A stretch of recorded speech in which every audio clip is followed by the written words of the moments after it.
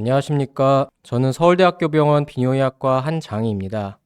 제가 오늘 말씀드릴 내용은 전립선암의 뼈 건강과 뼈 전이 합병증에 관한 내용입니다. 목차는 다음과 같습니다. 처음에 국가암 등록 통계 주요 결과에 대해서 살펴볼 것이고, 그 다음 전립선암의 진행의 특징, 그 다음 전립선암 환자의 뼈 건강 상태, 마지막으로 전립선암 환자의 골격계 합병증 혹은 뼈 전이 합병증에 대해서 살펴보도록 하겠습니다. 우선 2021년 국가암 등록 통계의 주요 결과를 살펴보겠습니다.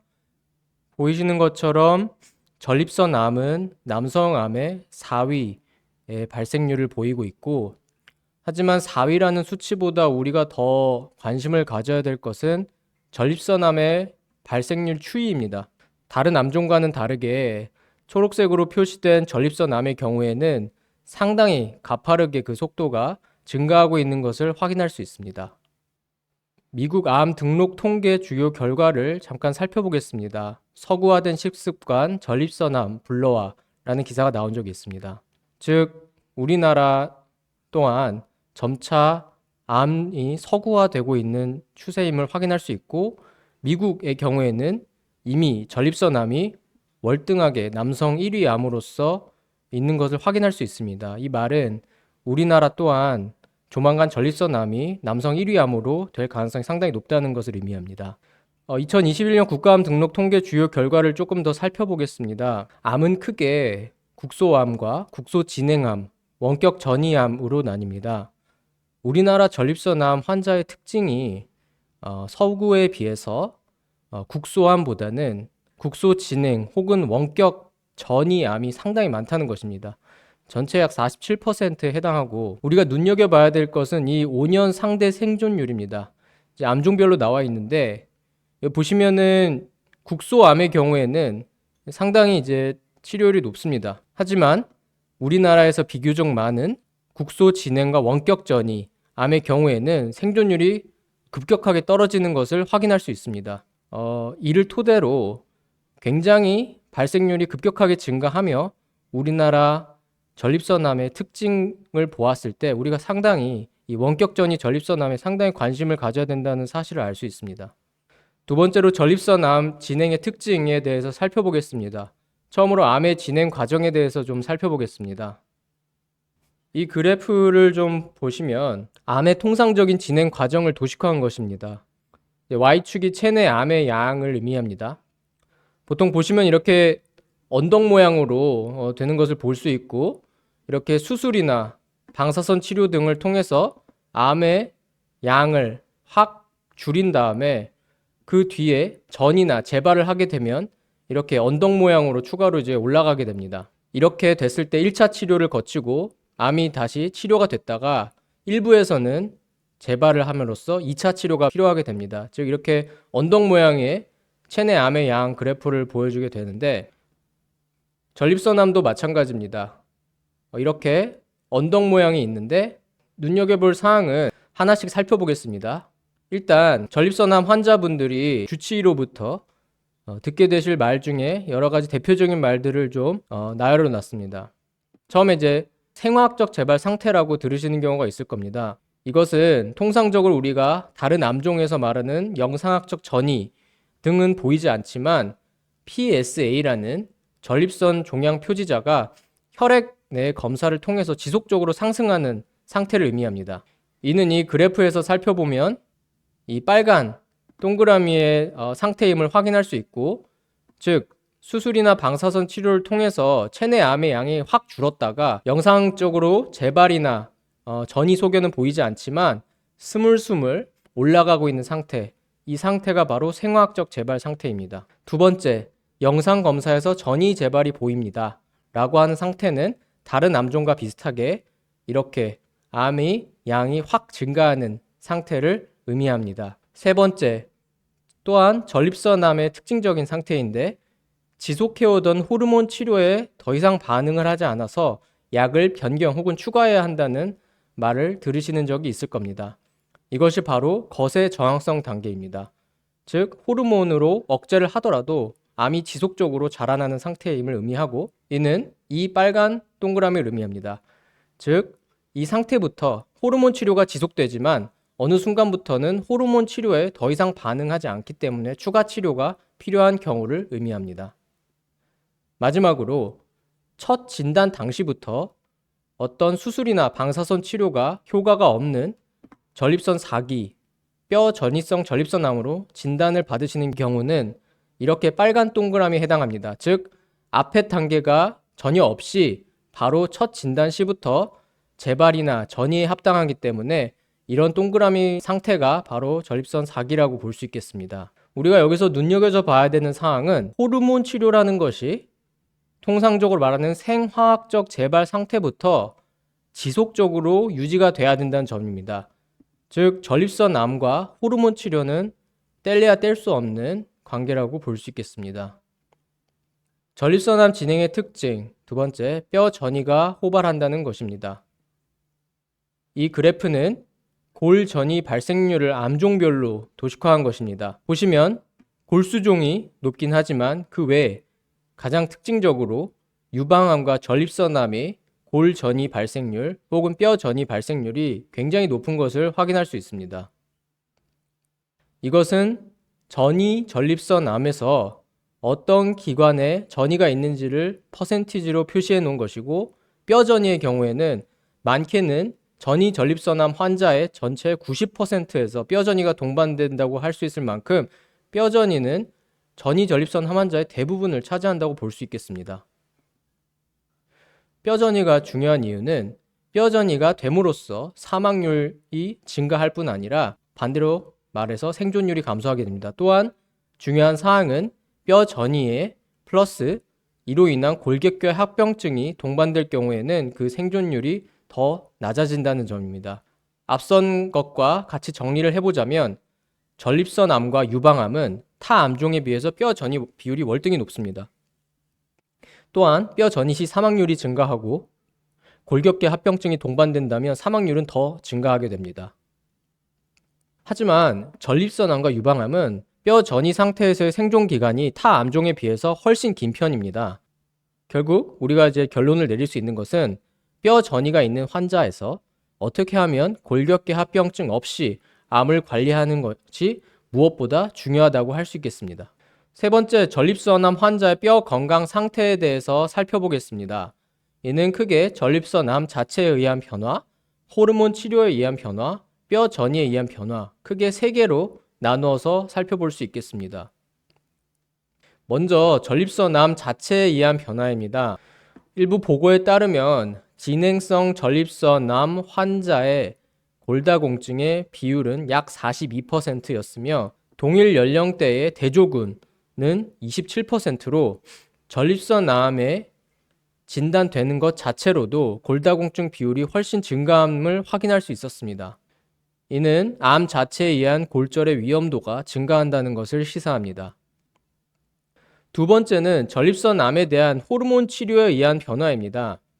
이것은 앞에서 도식화한 그림과 같고, 말씀드린 것처럼 호르몬 치료는 전립선암 전반에 걸쳐서 유지가 되는 것이라고 볼 수 있겠습니다. 문제는 이 호르몬 치료에 의해서 뼈 건강 상태가 변한다는 것인데요. 호르몬 치료란 무엇이냐 하면은 전립선암 환자들이 남성 호르몬이나 그 수용체에 의해서 전립선암이 증식하게 됩니다. 따라서 남성 호르몬을 차단하는 것이 중요한데, 여기서 보시는 것처럼 뇌하 수체의 성선 자극 호르몬을 억제함으로써 남성 호르몬 자체의 생산을 저해하는 것입니다. 이러한 치료 방식이 아주 전립선암 치료의 아주 기본적인 방식인데, 문제는 이렇게 호르몬 치료 기간이 오래될수록 골 감소증과 골 다공증 환자의 비율이 상당히 늘어난다는 것입니다. 이것은 어디에서 찾을 수 있을까? 왼쪽의 그림은 남자와 여자에서 최대 골량의 형성에 관하여 도식화한 것입니다. 보시면은 우리가 하나 알 수 있는 것은 나이가 들어감에 따라서 최대 골량이 감소한다는 것을 확인할 수 있는데, 또 하나는 여성에서 폐경기를 기점으로 확 꺾이는 것을 볼 수 있습니다. 즉, 건강한 뼈에 비해서 골다공증의 뼈는 굉장히 건강하지 못한 상태임을 의미하고, 이 폐경기에 의한 뼈 변화를 통해 보았을 때 결국 뼈 건강 상태는 호르몬이 굉장히 중요한 역할을 한다는 것을 확인할 수 있습니다. 뼈는 크게 두 가지 세포에 의해서 그 건강 상태가 조절이 됩니다. 하나는 뼈를 만드는 조골세포, 하나는 뼈를 파괴하는 파골세포. 이 조골세포와 파골세포의 아주 주기적인, 아주 조화로운 조화 균형에 의해서 뼈는 계속 리모델링이 되고 건강한 뼈를 유지하게 됩니다. 여기에서 중요한 역할을 하는 것이 바로 남성 호르몬과 여성 호르몬입니다. 그리고 우리가 또 하나 알아야 될 것은 남성 호르몬은 체내에서 아로마테이지에서 여성 호르몬으로 변환된다는 것입니다. 즉 남성에서 남성 호르몬을 억제하는 것이 결국에는 뼈 전반의 파골세포와 조골세포의 균형을 방해함으로써 이런 건강한 뼈의 형성을 막는다는 것을 확인할 수 있습니다. 이 호르몬 치료에 의한 뼈 건강 상태가 상당히 악화되기 때문에 시중에는 프롤리아나 졸레드로신 같은 여러 약제들이 판매되고 있습니다. 호르몬 치료에 의한 또 다른 변화는 바로 근감소성 비만입니다. 여기 보시는 것처럼 호르몬 치료를 상당 기간 지속하게 되면 지방이 증가하고 근육이 감소하는 소위 말해서 근감소성 비만이 발생하게 됩니다. 여기 도식화된 그림처럼 정상적인 상태에서는 이렇게 보이다가 호르몬 치료를 지속하게 되면 뼈를 둘러싸고 있는 근육의 감소와 지방이 증가하면서 뼈의 건강 상태가 상당히 악화되는 것을 확인할 수 있습니다. 서울대학교 병원 데이터를 좀 가져왔는데요. 서울대학교 병원에서 암으로 수술을 받는 등 입원하는 환자들은 그리고 외래에서 또 인바디를 주기적으로 측정하고 있습니다. 이를 통해서 호르몬 치료에 따른 환자들의 지방과 근육량의 추이를 보았을 때 2년에 걸쳐서 추적했을 때 지방량은 지속적으로 증가하고 근육량은 지속적으로 감소하는 것을 확인한 바 있습니다. 근감소성 비만의 진단 기준에 맞는 환자의 퍼센티지를 보았을 때 호르몬 치료를 시작 전에 근감소성 비만은 13%에서 약 2년 가까이 유지할 시에는 약 30%까지 증가하는 것을 확인할 수 있어서 호르몬 치료가 근감소성 비만을 확실히 유발한다는 것을 확인할 수 있었습니다. 전립선암 환자 뼈 건강 상태를 영향을 주는 세 번째 인자는 전립선암 뼈전이입니다. 전립선암의 뼈 전이가 됨으로써 뼈 환경의 리모델링이 진행되게 되는데 앞서 보여드렸던 그림처럼 전립선암은 뼈 전이가 상당히 호발하는 암 중에 하나고 아래 그림과 같이 건강한 상태에서는 조골세포와 파골세포의 주기적인 아주 균형에 의해서 잘 유지가 되는 반면 전이 암이 발생할 경우에는 빨간색의 암세포에 의해서 이들의 균형이 깨지면서 뼈 환경에 잘못된 리모델링이 일어나게 됩니다. 오른쪽 그림처럼 유방암이나 전립선암 환자에서 이러한 리모델링의 진행에 따라서 건강한 뼈가 아닌 상당히 골절이 되기 쉬운 아주 질 나쁜 뼈들이 형성되는 것을 확인할 수 있습니다. 앞에서 말씀드린 내용을 조금 정리해 보면 정상적인 뼈 상태에서 전립선암 진단 자체로만 해도 골 감소가 진행되고 여기에 장기 호르몬 치료를 진행함으로써 추가적인 골 감소가 진행되게 됩니다.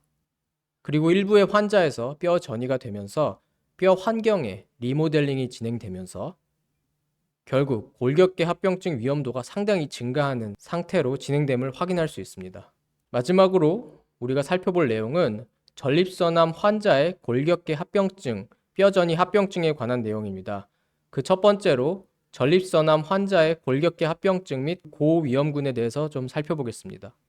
우리가 흔히 말하는 골격계 합병증은 크게 네 가지입니다. 가장 흔한 것이 뼈에 대한 방사선 치료가 요구되는 경우가 있고 그 다음에 척수가 압박받는 경우, 그리고 병적 골절, 뼈가 부러지는 경우, 그리고 뼈에 대한 수술이 필요한 경우 이렇게 네 가지로 나뉘게 됩니다. 이 밖에도 골격계 합병증이 중요한 이유는 뼈에 대한 통증이 상당히 지속되기 때문입니다. 이 전반적인 것들을 고려했을 때 골격계 합병증은 환자의 전반적인 기능과 삶의 질에 큰 영향을 주고 그에 따라서 신체적인, 기능적인, 감정적인 상태에 큰 영향을 주기 때문에 우리가 굉장히 관심을 갖고 잘 관리해야 되는 것이라고 볼 수 있겠습니다. 조금 더 자세히 살펴보자면 암 환자에게 미치는 골격계 증상의 영향에 대해서 정리를 해보면 골격계 증상의 치료는 골전이가 있는 환자의 전체 치료 비용을 2배 이상 증가시키게 되고 입원 기간 동안 길어지게 됩니다. 즉 의료 관련 비용이 상당히 증가하게 되고, 또한 골절이 없는 전립선암 환자는 골절이 발생한 환자보다 39개월 더 오래 생존한다는 것을 통해서 골격계 합병증이 생존율의 감소를 유도하며, 앞에서 말씀드린 것처럼 전반적인 삶의 질을 감소시키고 활동 기능을 감소시킨다는 것을 볼 수 있습니다. 골격계 합병증의 발생 빈도에 대해 살펴보겠습니다. 유방암과 폐암, 전립선암에서 골전이가 호발하는 편인데, 뼈 전이 진단 1년째 전체 전립선암 환자의 약 30%, 그리고 모든 뼈 전이 환자 대상을 했을 때 전체의 반이 넘는 51.7%에서 골격계 합병증이 발생한다는 것을 확인할 수 있습니다. 이 말은 뼈 전이 자체가 골격계 합병증의 위험이 증가되는 상황이라는 것을 확인할 수 있고, 따라서 바꿔 말하면 모든 뼈 전이 환자는 적절한 예방 치료를 받아야 한다는 것을 의미합니다. 우리가 그리고 임상에서 중요한 것은 골격계 합병증이 근시일 내에 예측되는 환자를 파악하고 이들에게 더욱더 각별한 주의가 필요하다는 것입니다. 그렇다면 전립선암 환자의 골격계 합병증의 고위험군이 누구인지를 파악하고 결국 이들에게 더 높은 주의가 필요하다는 것인데, 이들의 예측 인자로 여러 개가 있습니다. 중요한 게 3가지 정도 있는데, 낮은 전신 활동도가 있습니다. 즉 컨디션이 떨어져서 스스로 할 수 있는 일들이 점점 줄어드는, 전신 활동도가 낮아지는 상태가 지속되거나, 뼈에 전이가 있는 부분에 통증이 발생하기 시작하거나, 혈액 검사의 일종인 ALP 수치가 상당히 높이 유지되는 경우, 이들이 골격계 합병증의 고위험군이기 때문에 이런 경우에 주의가 필요하겠습니다. 또한 골격계 합병증 중에 중요한 것 중 하나인 병적 골절의 고위험군을 봤을 때 우리가 참고할 수 있는 것이 바로 골절 위험도 계산입니다. 여기서 보시면은 이 노란색 네모칸에 있는 것들이 주요 위험 인자인데, 적은 근육량을 대변하는 낮은 BMI, 그리고 이전 골절 과거력, 그리고 흡연이나 음주, 그리고 스테로이드의 사용을 하는지, 그리고 환자의 골밀도 검사에서 골 감소증이나 골다공증이 있는지, 이런 것들이 있을 때 결국 골절 위험도가 증가할 것이고, 이는 결국 전립선암 환자의 골격계 합병증으로도 이어집니다. 즉 환자들은 본인의 골밀도가 어떤지를 충분히 확인을 해야 되고, 바꿔 말해서 전립선암 환자들, 특히 뼈 전이 환자들의 경우에는 주기적인 골밀도 검사를 통해서 본인의 골절 위험도를 알고 있어야겠습니다. 전립선암 환자의 골격계 합병증, 그 두 번째로 전립선암 환자의 골격계 합병증 예방 방법에 대해서 살펴보겠습니다. 우리가 예방 방법을 살펴보려면 뼈의 해부학적 구조를 조금은 알고 가는 것이 좋겠습니다. 뼈는 크게 2개로 나뉩니다. 몸통뼈대와 팔다리뼈대입니다. 이 그림에 나와 있는 것처럼 파란색이 팔다리뼈대이고, 팔과 다리 그리고 골반 뼈까지를 포함합니다. 몸통뼈대는 머리뼈부터 해서 척추뼈를 쭉 포함하고 갈비뼈를 포함합니다.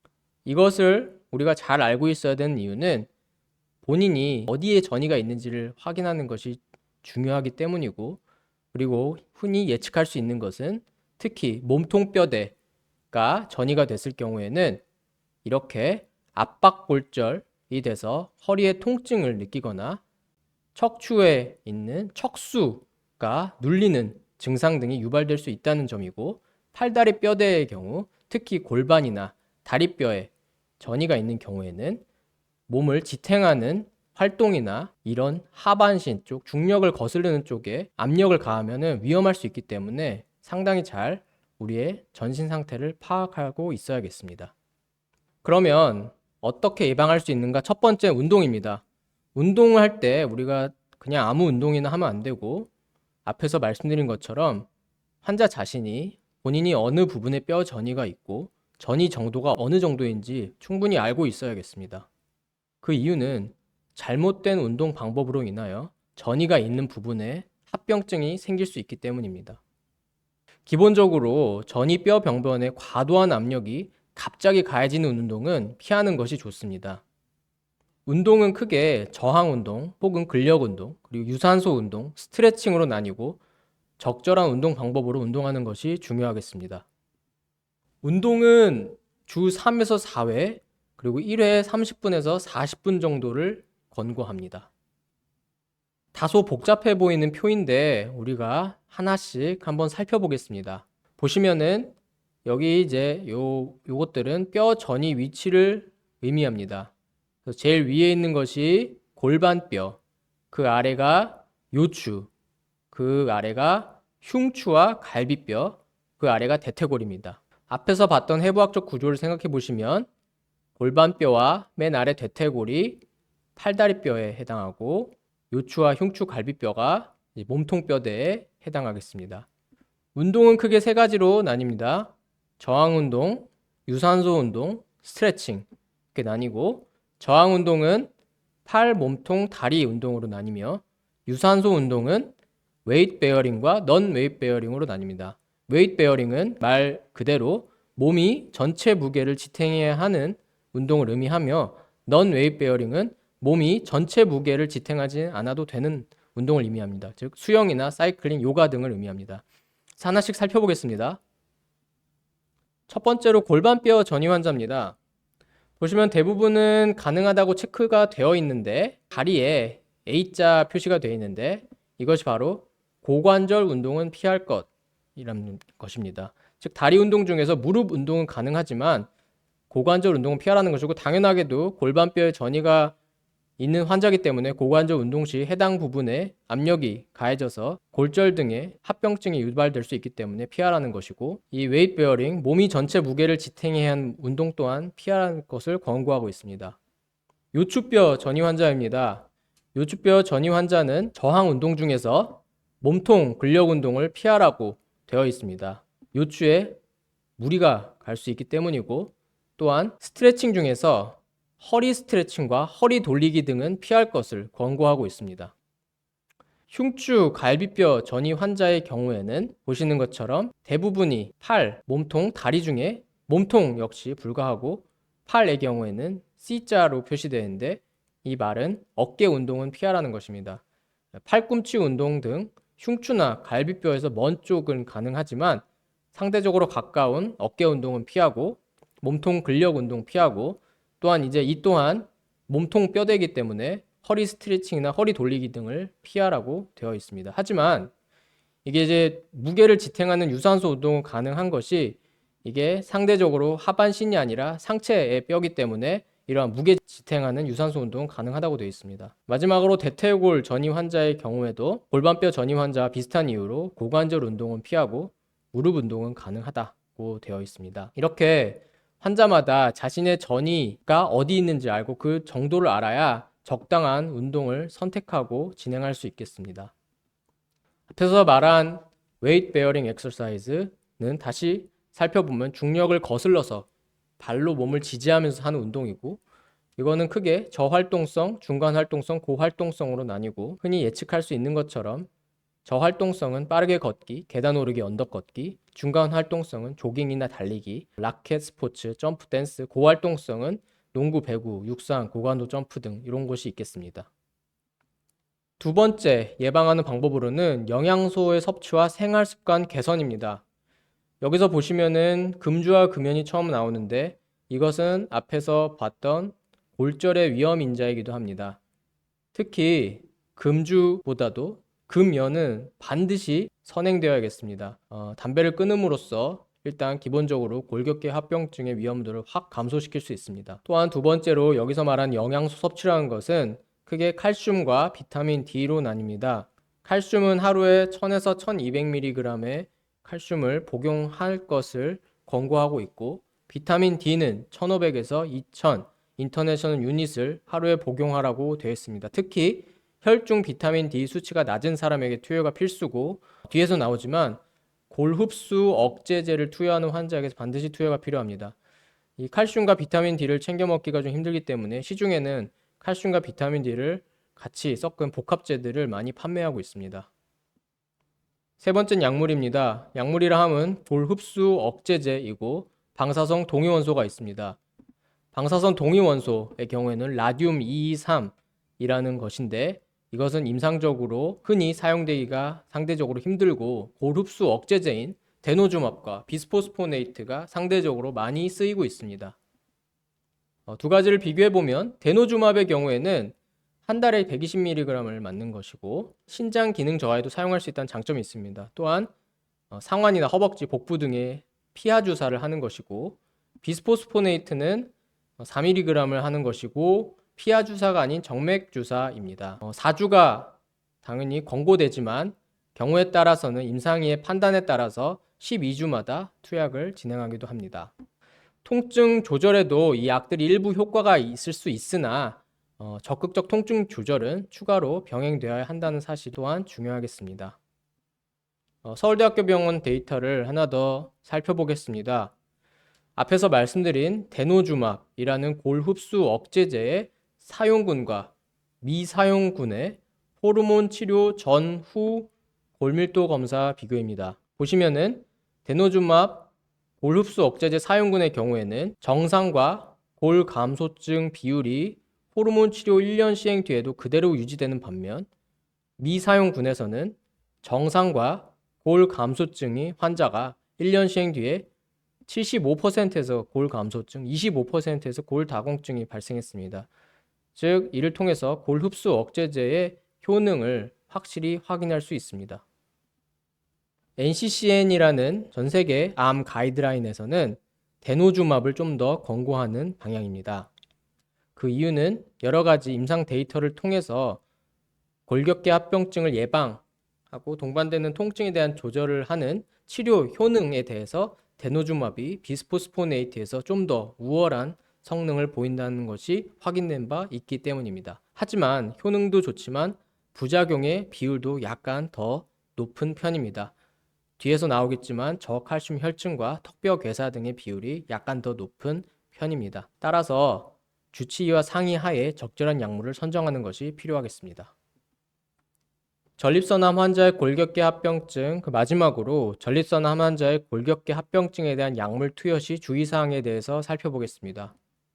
첫 번째, 저칼슘 혈증입니다. 이는 치료를 시작하고 6개월 이내에 가장 호발합니다. 이를 예방하기 위해서 앞에서 말씀드린 것처럼 칼슘과 비타민 D의 복합제제의 보충을 통해서 예방이 가능합니다. 또한 이 저칼슘 혈증이라는 것은 신장 기능이 안 좋은 환자에게 발생 위험도가 증가합니다.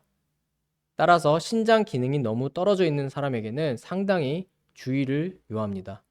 또한 주기적인 칼슘 수치 확인이 필요하겠습니다. 또한 앞에서 말씀드린 것처럼 비스포스포네이트 약물의 경우에는 주기적인 신장 기능 모니터링이 필요하겠습니다. 두 번째, 턱뼈 괴사입니다. 전체 환자의 한 1.3에서 1.8% 정도 발생하고 턱뼈 괴사란 것이 뭐냐면 턱에 방사선요법 등의 이력이 없으면서 구강악 안면 부위에 8주 이상 지속적으로 노출된 뼈가 관찰되는 경우입니다. 이 그림과 같은 것인데 이것에 어떤 사람이 고위험군인가를 아는 것이 상당히 중요하겠죠. 그래서 가장 큰 위험 요인은 치명적인 치과 시술이나 수술을 하는 경우입니다. 그 외에도 구강질환이 있거나 고령이거나 투석을 하거나 빈혈이 있거나 흡연하는 경우 등이 있을 수 있고 턱뼈 괴사 증상으로는 턱의 통증이라든지 치주감염, 골수염, 잇몸 궤양, 그리고 치아 관련 수술 후 지속적인 통증 등이 있는 경우에 이런 증상이 발생할 수 있겠습니다. 상당히 중요하고 우리가 그래서 잘 알고 있어야 되는 것이 골 흡수 억제제 투여 전에 반드시 구강 검사를 하고 적절한 치과 진료와 치료를 진행하는 것이 필요하겠습니다.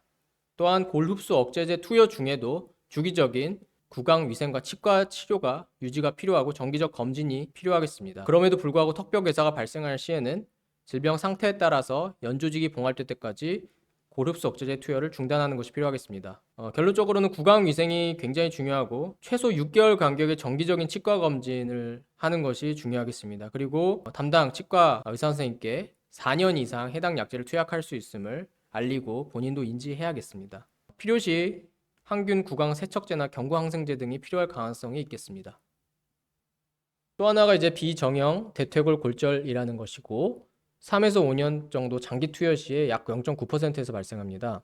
살펴보시면 해당 부위에 이제 골절이 발생하는 것인데, 다수의 환자들이 완전 골절이 발생하기 수주에서 수개월 전에 영향받은 부위에 둔하면서 아린 허벅지 통증과 같은 정구 통증을 보고합니다. 또한 해당 질환이 진단된 경우에는 반대쪽 팔다리에 골절의 증상 및 징후가 있는지 평가하는 것이 필요하겠습니다. 오늘 말씀드린 내용에 대해서 요약 및 정리를 해보겠습니다.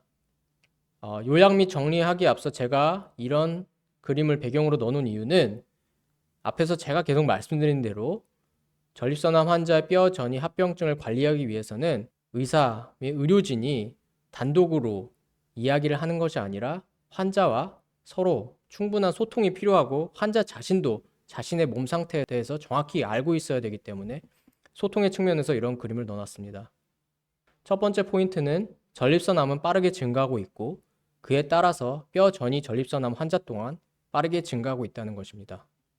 두 번째는 타 암종에 비하여 뼈 전이 동반 생존 기간이 길기 때문에 우리가 뼈 전이에 대한 관리가 상당히 중요하겠다는 것입니다. 세 번째, 전립선암은 암 특징적으로 뼈 건강이 저해되는 여러 조건을 갖추고 있다는 것입니다. 그래서 전립선암 자체, 그리고 장기간의 호르몬 치료, 그리고 빈번한 뼈 전이에 의한 뼈 리모델링이 이러한 위험 인자가 되겠습니다. 네 번째로, 뼈 전이 시 골격계 합병증을 예방하는 것이 중요합니다. 이러기 위해서는 나의 골절 위험도에 대해서 충분히 인지하고 있어야 하며 주기적인 골밀도 검사가 필요하겠습니다. 예방 방법에는 운동, 생활습관 개선, 영양소 섭취, 약물 치료가 있습니다. 치료는 이 중에 하나를 하는 것이 아니라 여러 가지가 서로 병행되어야 하며, 말씀드린 대로 나의 뼈 전이 상태, 위치와 전이 정도를 잘 알고 있어야겠습니다. 의료진 단독이 아니라 의료진과 함께 관리해 가는 것이라고 할 수 있겠습니다. 마지막으로 말씀드린 데노주맙, 비스포스포네이트 등의 골흡수 억제제 약물 치료의 경우 골격계 합병증을 줄여서 거세 저항성 뼈 전이성 전립선 환자의 암 치료가 원활하게 진행될 수 있도록 돕습니다. 따라서 환자별로 개별 상황이 충분히 고려되어야겠지만 진단 득시 투여가 권고되고 대개 부작용은 관리가 가능한 정도라고 할 수 있겠습니다. 네, 이상으로 오늘 강의를 마치겠습니다. 경청해 주셔서 감사합니다.